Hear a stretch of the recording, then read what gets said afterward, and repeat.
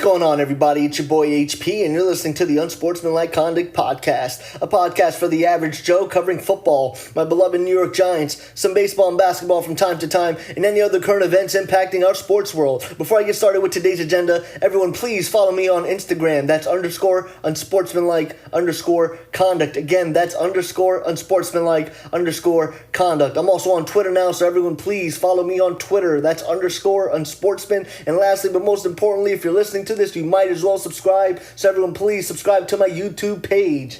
Today's agenda, I'm going to give an outlook on the New York Giants offense for this upcoming 2019 NFL season. Let's get this show started. I think a lot of naysayers, a lot of New York Giants haters, and even some New York Giants fans who've been disappointed over the last several years expect Eli Manning and this New York Giants offense to be a dumpster fire in this upcoming NFL season. But this expectation, these low expectations are stemming from one reason. I personally think this expectation is coming from the fact that we no longer have Odell Beckham Jr. on our team. Now, while I may agree with the argument that Odell Beckham Jr. has revitalized Eli Manning's career, sort of made it a little bit more longer than we probably thought it would be, receiver wasn't the problem for Eli Manning. It almost never was. Eli Manning has always had a good set of receivers. From Plaxico and Amani Toomer, from Hakeem Nicks, Mario Manningham, Steve Smith, to the now Odell Beckham and Sterling Shepard. So wide receiver was never the New York Giants' problem. The problem for the New York Giants was an offensive line and a running game. You always need those two to be solidified positions in order for your quarterback to be successful. But what these haters and these naysayers fail to forget is that that's what has been the core and the core weakness of this New York Giants offense for so many years, ever since the New York Giants won their last Super Bowl. But Dave Gettleman has come and revitalized that and addressed those weaknesses.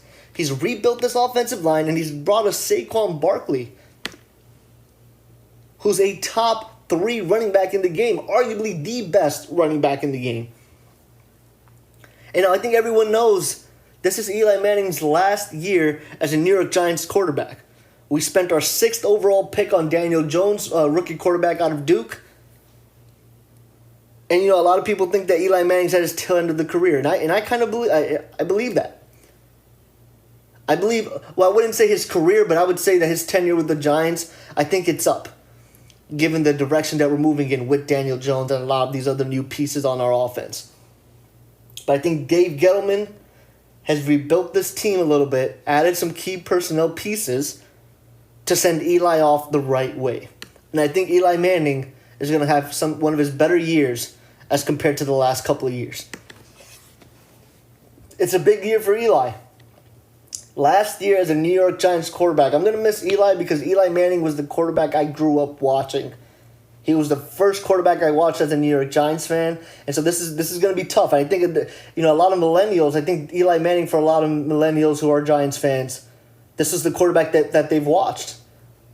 So it's going to be tough, but I think we have the pieces to send him off the right way because we rebuilt this offensive line and we added a great running back. And now Eli Manning, I expect Eli Manning this year to have more time to throw. He won't be under duress as much as he's been over the last couple of years. And we've seen towards the later end of last season, the second half of last season, Saquon Barkely took a lot of pressure off of Eli Manning. And last year, we didn't have that great of an offensive line. I mean, it sort of started coming together because Nate Soldier and Will Hernandez were able to get their act together and they were able to learn how to play alongside one another. But now that we added Kevin Zeitler and Mike Remmers, we're going to be a pretty solid offensive line this year. I don't think we're done yet. I think that this offensive line still needs some depth because one major injury to Nate Soldier or Will Hernandez will set us back. It certainly will set us back. I don't think we're deep enough at offensive line. But, God willing, no one gets hurt. This offensive line is going to be one of the more better offensive lines this year. And I think we'll be in the top 15 rankings because we're going to have a solid running game. And I don't think Eli Manning's going to get pressured that much this year. And I think that's why Pat Shurmur is going to, this is on him. I challenge Pat Shurmur to, design plays to get receivers open quickly. Get receivers open quickly. Let Eli Manning find those receivers. Let them create yards after the catch. You now have personnel to do that. I expect Eli Manning to throw up to 4,000 yards. I expect him to get around 25 to 30 touchdowns. I don't think he breaks 30. He's rarely done that, so I think he'll get between 25 and 30 touchdowns. And I think he gets between 10 to 15 interceptions. But the most important stat, because those are some of the statistics that Eli Manning has been doing throughout his career. Not consistently, but he's had some pretty good years like that. But I think the most important statistic is going to be QBR and completion percentage. I think those, he may end up having career numbers in those two categories. Eli Manning hasn't always had the greatest QBR or the greatest completion percentage. And sometimes he does throw one too many interceptions. If you look at the last couple of years, he's had some pretty rough years. But Eli Manning hasn't had an offensive line in Saquon Barkely for a very long time, since the last Super Bowl run. Folks, Eli Manning is what you call a gunslinger. People look at Aaron Rodgers, Pat Mahomes, Phillip Rivers as gunslingers because they have strong arms. Strong arms don't make you a gunslinger. Gunslingers are people who take chances. People who try to fit the ball in tight windows, throw into double coverage. That's what Eli Manning has always been in his entire career. Eli Manning has never been the game manager or the conservative quarterback. That's why he throws as many interceptions as he does. That's why you'll have those sort of those meltdown games, quote unquote, where he throws 2, 3, 4 interceptions. Interceptions that clearly, fans like myself sort of ask Eli Manning, what were you thinking? But over the last several years, he's had seasons like this because he hasn't had an offensive line that's been built this way, and he hasn't had a running back like Saquon Barkely. 2019, Eli Manning will finally sit comfortable, more relaxed, have more time to actually go through his progressions and make better choices. And when you make better choices as a quarterback, that will always translate to a better QBR and a better completion percentage. Now, interceptions don't necessarily tie into completion percentage. So that's why I think he'll still be around the 10th into the double-digit interception range, because that's what we get with Eli Manning. You sort of live and die with his decisions. But I think Eli Manning is going to have a bounce-back year.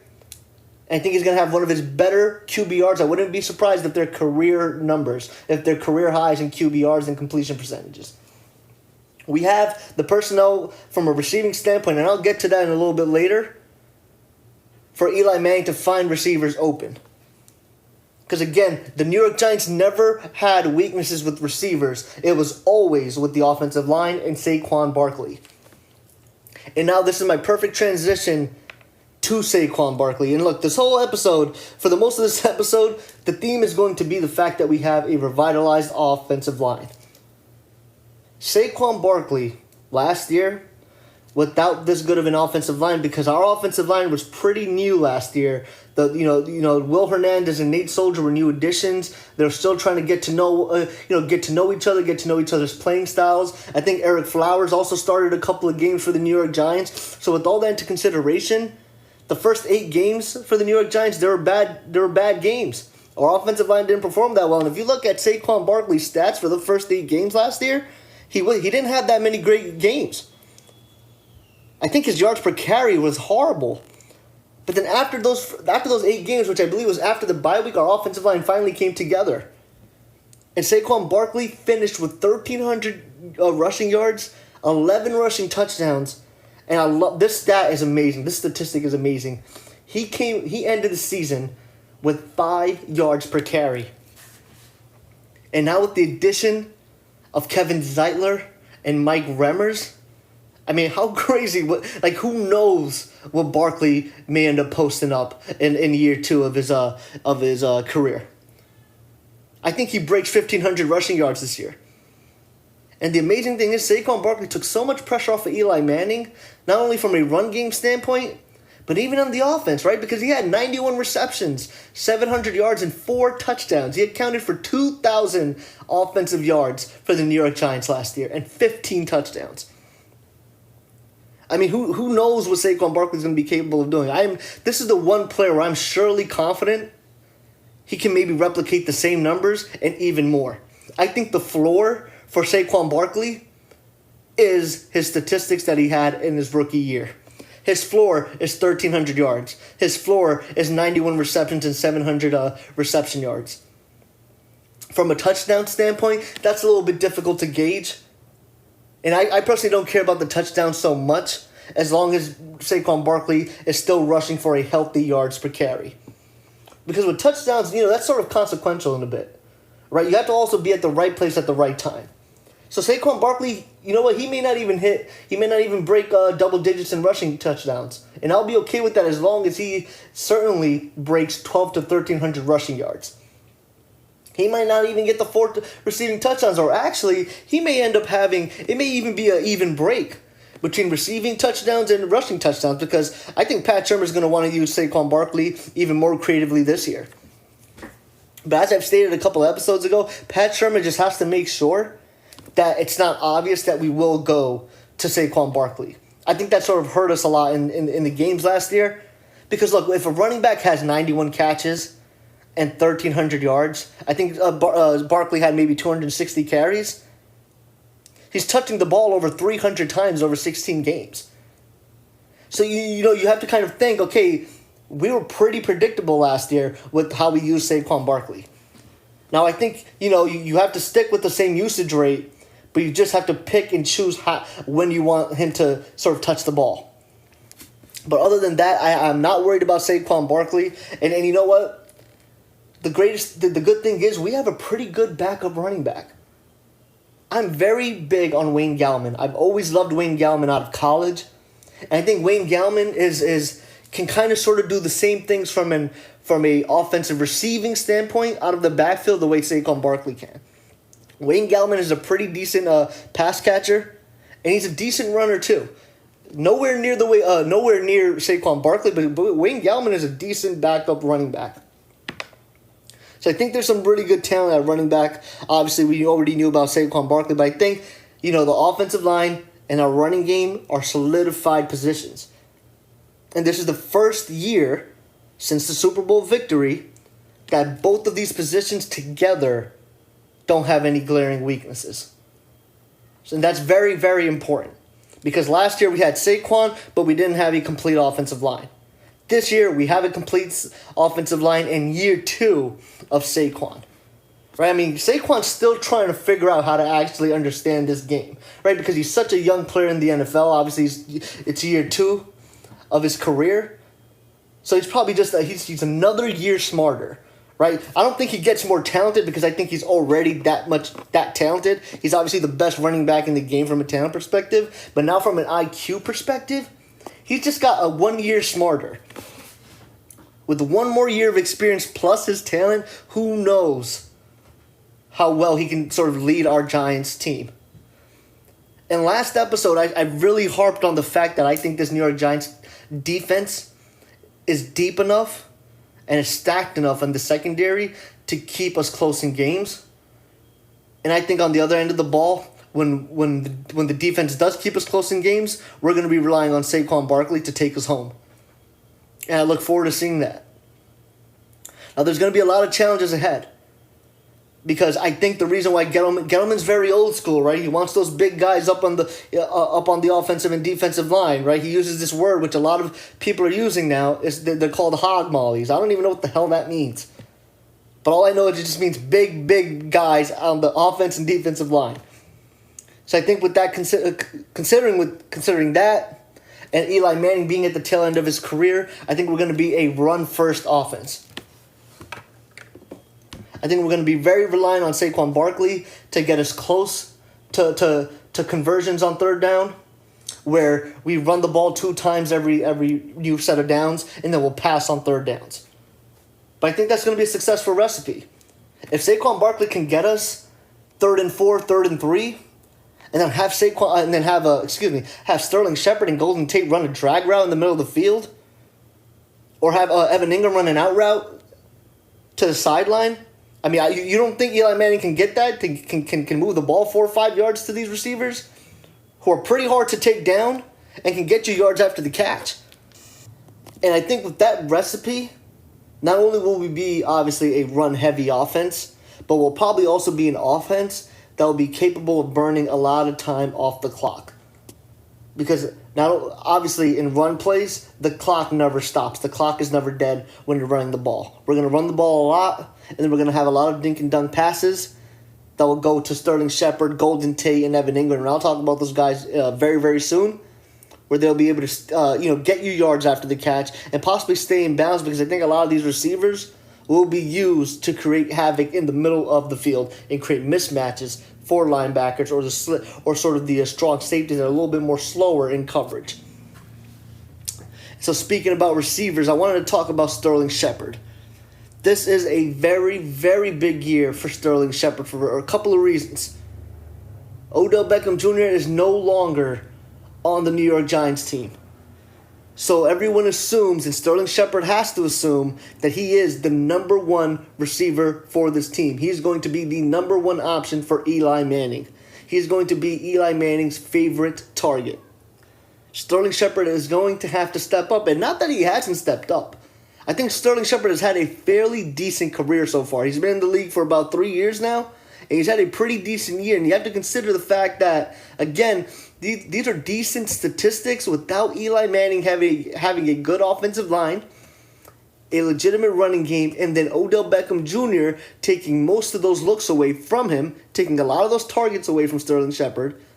And then also, Evan Engram joined the team 2 years ago too. So a year after Sterling Shepard, Evan Engram joins the team, and he ends up taking away some targets away from Sterling Shepard. So considering those factors, the statistics that I'm going to lay out for the first 3 years are pretty good statistics. He had 65 receptions, 683, and 8 touchdowns in his rookie year. Then in his second year, he had 59 receptions, 700 yards, and 2 touchdowns. So granted, while his receptions dropped, his yardage went up, and then obviously touchdowns were significantly lower. And then last year was a career year for him. 66 receptions, a career high. 872 yards were his career high, and then 4 touchdowns. 4 touchdowns weren't his career high, but it was greater than the year prior where he only had 2 touchdowns.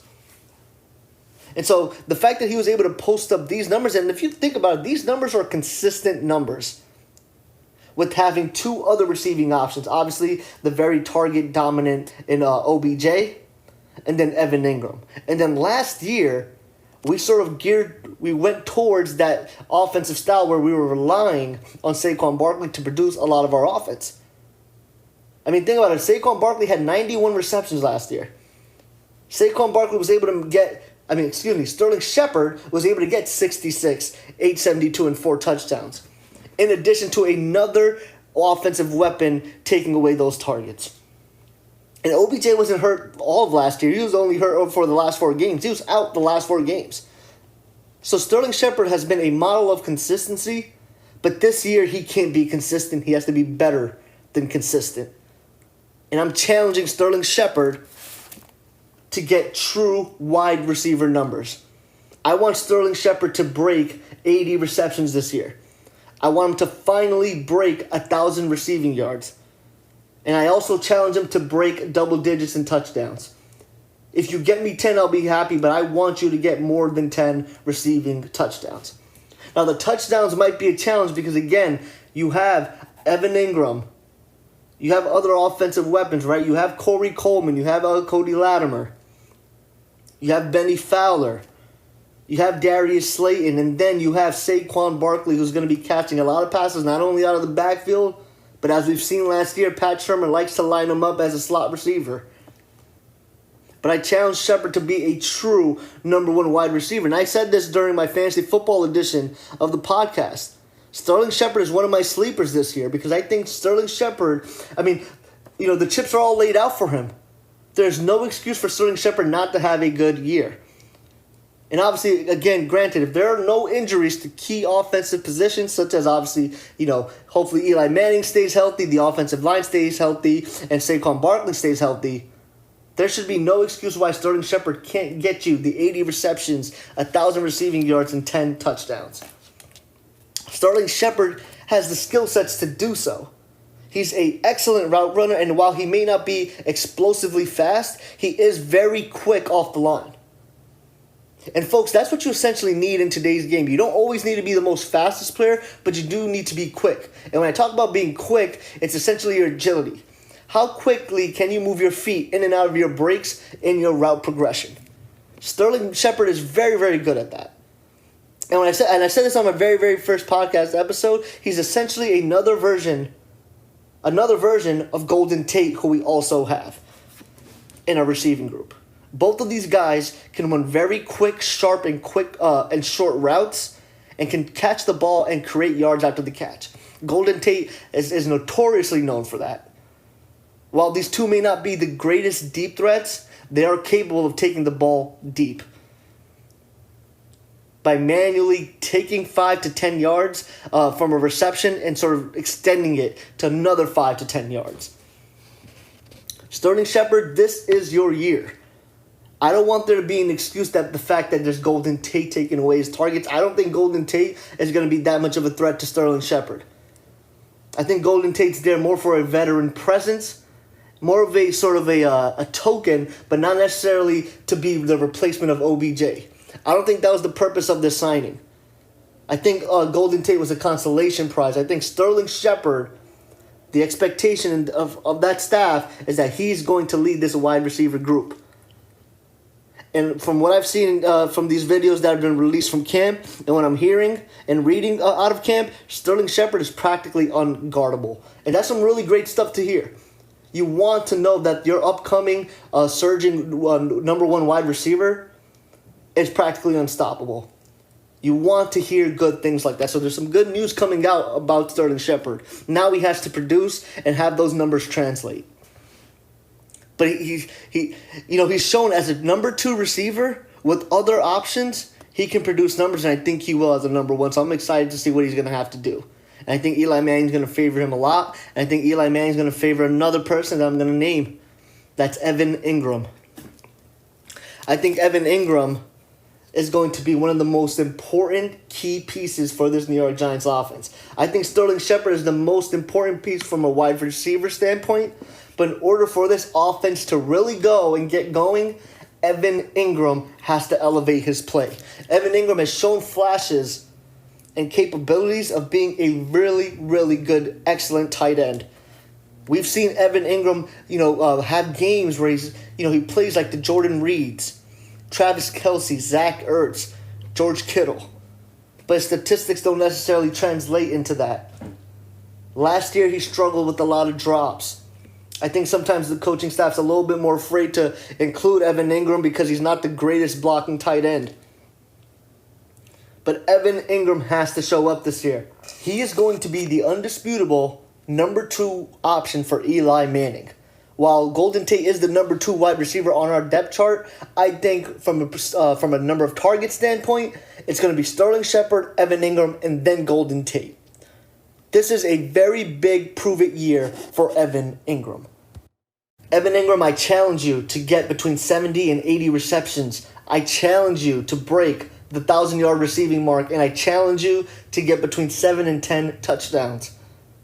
Be a dynamic duo with Sterling Shepard. The point of the tight end is not only to take pressure off of the quarterback and find their safety blanket, but it's also to take the pressure off of other wide receivers because tight ends are the most difficult positions to defend on the football field. Because linebackers can't keep up with these guys and defensive backs can't take these guys down. Evan Engram is positioned to put up true elite tight end numbers like Travis Kelce, Zach Ertz, and George Kittle. Okay, you have to be that guy for Eli Manning. And Evan Engram has shown flashes of doing that. He had a tremendous rookie year. 64 receptions, 700 receiving yards, and 6 touchdowns.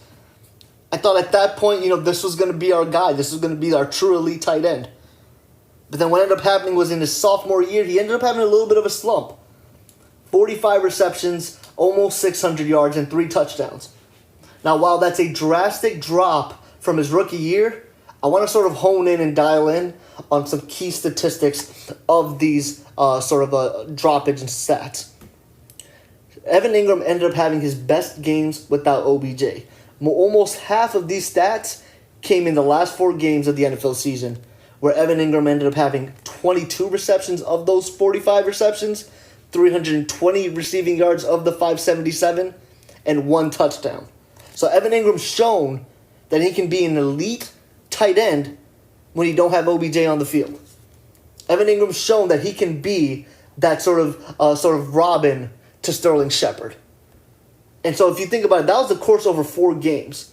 Now, if you think about it, that's sort of the course of the 4 games, right? In a 16-game season, Evan Engram is poised to get 88 receptions, 1,300 yards, and even possibly 6 touchdowns. He certainly can do it because he's shown that he can. It's going to be a very big year for Evan Engram. There's going to be a lot of pressure on him to perform. And I think he knows that. I think he knows that he let a lot of Giants fans down last year. And I think he's ready to, sort of make up for that. And Eli Manning's going to be relying on him too. And this is the most important a very important point that I want to make here. Pat Shurmur is obviously going to utilize Saquon Barkely in the pass game, whether it's out of the backfield or whether he lines up as a receiver on the line of scrimmage. But Saquon Barkely should not be leading in any wide receiver category unless it's touchdowns, right? Because if they're in the red zone and they end up sort of dumping it off to Saquon Barkely and ends up getting a touchdown, those touchdowns are a little bit more easier than a receiver running a route in the end zone and getting open because there's not that much space to run open and free. It's a little bit more easier to defend as you get closer to the red zone from a passing defense standpoint than it is sort of if you just sort of dump it off to Saquon Barkely as he rolls out of the backfield.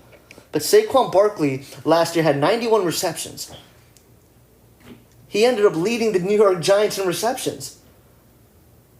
Your running back shouldn't be doing that for you. You should be relying on your receivers and your tight ends to lead in all receiving categories. Your running back should not be leading so drastically. 91 receptions, 721 yards. That's pretty close to Sterling Shepard's 872 yards. And then him and Saquon Barkley both had 4 touchdowns. Saquon Barkley had a way better receiving year than Evan Engram did. Saquon Barkley had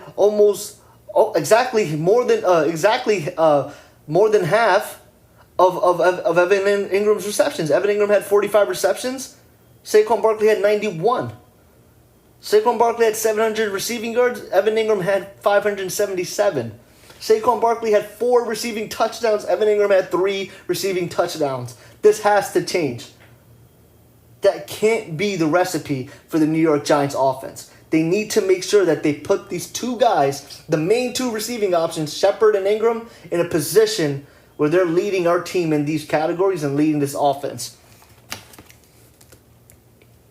And the rest of our receiving group is Golden Tate, and then our number 3 sort of wideout is sort of up in the air. We're still not sure. I still haven't really read anything on who they want to start as our number 3 wide receiver. But we have a couple of pieces that we can sort of plug and play in. We do have Corey Coleman, who knows the playbook very well. Benny Fowler does as well, and Cody Latimer does also. And then we have rookie Darius Slayton, who's been impressing Pat Shurmur in camp. So we have a couple of pieces that we can just throw around there and try out at the slot receiver position. So almost similarly to our defense and our secondary, I think at wide receiver we're pretty stacked. And not only are we stacked, but we're one less player of a distraction. OBJ was a distraction. Now all the receivers on this team want to prove something, want to prove that they don't need OBJ for this offense to be successful. Eli Manning came out saying that he thinks they can score up more points and throw up more yardage. I believe it was Cody Latimer that came out saying that they think that they can post true wide receiver stats, that they think that this offense can get running and that they don't need OBJ. I think these receivers are primed to prove it, and I think Pat Shurmur needs to just design a great offense, call great plays to get these receivers open. But I don't think we're going to have the most massive air attack. I think we're just deep enough to have a good air attack. But we have to leverage and highly rely on Saquon Barkley and the run game. And as I've stated before, I think we're going to be an offense that can burn a lot of clock on the field. I think it's going to take us a lot longer to get into field goal range or to get into the red zone. because we don't have that receiver yet that can stretch the field. That could very well be Corey Coleman or Darius Slayton because those two guys are burners. But it's more of a wait and see. I don't know enough yet. I don't feel confident enough yet to say those two guys are going to be the guys that can sort of put pressure on opposing team secondaries. I think our offense is built where we can gradually move the ball down the field and continuously move the chains. I don't think we're going to have a lot of big plays, but I think we're going to be, our running game is going to put us in situations where we're going to find ourselves in a lot of third and short down situations. And Eli Manning will be able to find Sterling Shepard, Golden Tate, and Evan Engram on short to intermediate routes. I don't think this offense scores a lot of points, but I think we'll be in a lot of good positions where we'll always find ourselves in at least field goal range. Last year and over the last couple of years, the New York Giants offense always starts off games slow. I don't think that's going to be the case this year. I think there are so many 3-and-outs. And I don't think we're going to see that this year. I think that we're going to get a lot of first downs. I think our third down conversion rates are going to be higher this year, especially because I think we're going to have more positive run plays than we've had in the past. And Eli Manning won't be sacked as much either. I don't want to, get too trigger happy here and say that we're going to be a high-scoring, octane offense. But I think that our offense is going to be pretty efficient. And I think we can manage to score between 20 to 25 points a game.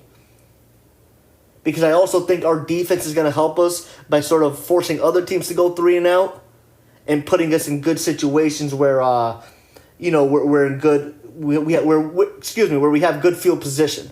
I think we're going to be in situations where we'll have a lot of good field position, and there won't be that much distance for Eli Manning and this offense to drive. So I expect a lot of good things from this New York Giants offense, but my expectations aren't too high because I don't think we're going to be this team that gets so much yards or so many big plays or be a high-scoring offense, but I think we'll be scoring enough points to win us games. And in my last episode where I talk about this defense, I talked about how deep the secondary is to turn around my prediction between 6 to 8 games to 8 to 10 games. And similarly, I think the offense and the defenses are going to play off of one another. I think the defense is going to keep us close enough in games where the efficiency of our offense and the way this personnel is built, I think Eli Manning, we're going to find ourselves in a lot of late games where Eli Manning is going to have the ball in his hands and decide the fate of that game. I think we're going to be positioned to win a lot of close games this year. Again, while I have us winning between 6 to 8 games, don't be surprised if we win between 8 to 10 games. Because I think now on both sides of the ball, we are positioned to win closely tight-knit games. And folks, that about wraps it up. That was episode 13 of the Unsportsmanlike Conduct podcast. Please, again, make sure you subscribe, like, and comment on this episode. It's your boy HP. Peace out. The podcast you just heard was made using Anchor. Ever thought about making your own podcast? Anchor makes it really easy for anyone to get started. It's a one-stop shop for recording, hosting, and distributing podcasts. Best of all, it's 100% free. Sign up now at anchor.fm/new. That's anchor.fm/new to get started.